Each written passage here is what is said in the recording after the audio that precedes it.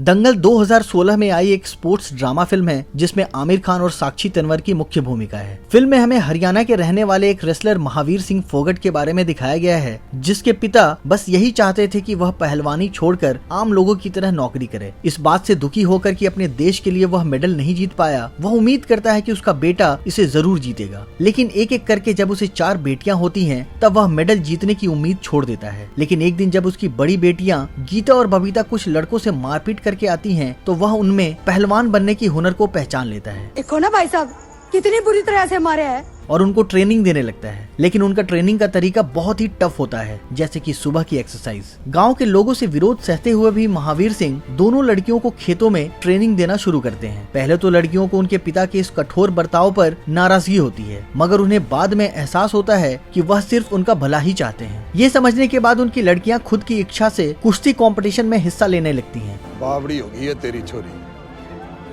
अब भी टाइम है, रोक ले।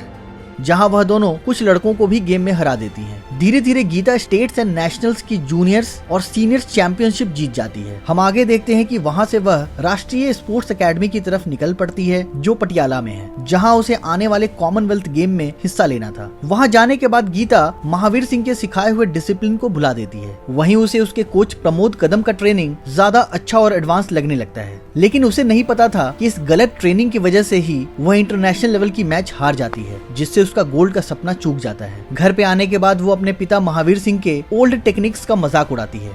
ये गलत है ना पापा, गलत ना है, ये ज्यादा करेक्ट वाला है। और सभी गांव वालों के सामने उसे हरा देती है। मगर महावीर सिंह टेक्निक्स की वजह से नहीं हारते हैं, बल्कि उम्र के थकावट की वजह से हारते हैं। बबीता गीता को उसकी गलती का एहसास दिलाती है और वह यह समझाती है कि उसे महावीर सिंह की इज्जत करनी चाहिए। बाद में हम देखते हैं कि बबीता भी नेशनल चैंपियनशिप जीतकर स्पोर्ट्स एकेडमी जाती है। वहाँ वो गीता और महावीर सिंह के बीच सुलह करवाती है। फिल्म आगे बढ़ती है। हम देखते हैं कि कॉमनवेल्थ गेम्स की शुरुआत से पहले प्रमोद गीता पर जबरदस्ती 51 kg कैटेगरी में खेलने को बोलता है। अटैक करके खेलना होगा।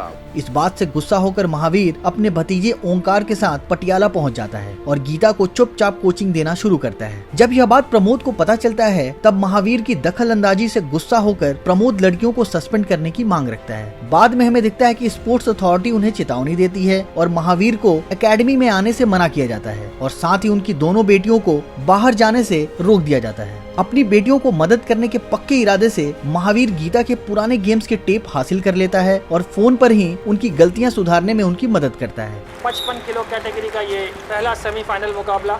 फाइनली गेम शुरू होता है और गीता मैदान पर 55 किलो की कैटेगरी में पार्टिसिपेट करते हुए फाइनल्स में पहुंच जाती है। महावीर उसे हर बार प्रमोद की बातें ना मानने के लिए बोलता है, जिसे गीता गेम के दौरान मानती है। फाइनल मैच के पहले प्रमोद महावीर को धोखे से कमरे में बंद करवा देता है, जिससे वो गेम को ना देख पाए और अगर गीता गोल्ड जीत जाती है तो उसका सारा क्रेडिट उसे मिल जाए। फाइनली गीता एक बहुत ही रोमांचक तरीके से वो मैच जीत जाती है